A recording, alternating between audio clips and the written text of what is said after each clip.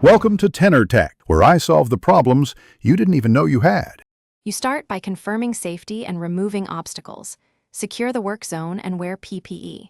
Cut decking near the piling to expose the post, then saw through brackets and fasteners so the old piling can be freed.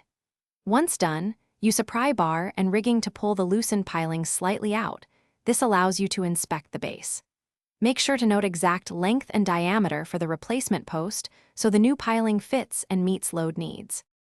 You next extract the remainder using a combination of jack, chains, and a winch. Lift steadily to avoid sudden shifts. Once the old piling is clear, place the new treated piling or composite post and align it with a plumb line. Drive it incrementally with a hammer or pile driver, checking depth periodically.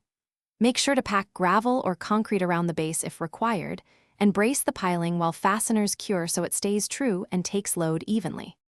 You complete by fastening metal brackets and through bolts, tightening to manufacturer torque specs so the joint transfers load reliably. Then seal cut ends and gaps with marine epoxy and caulk to prevent rot. Allow full cure time before loading. If you find movement after curing, don't ignore it. Add a sister pile, a steel sleeve, or increase concrete encasement to distribute forces. Finally, inspect periodically and retighten fasteners. This prevents.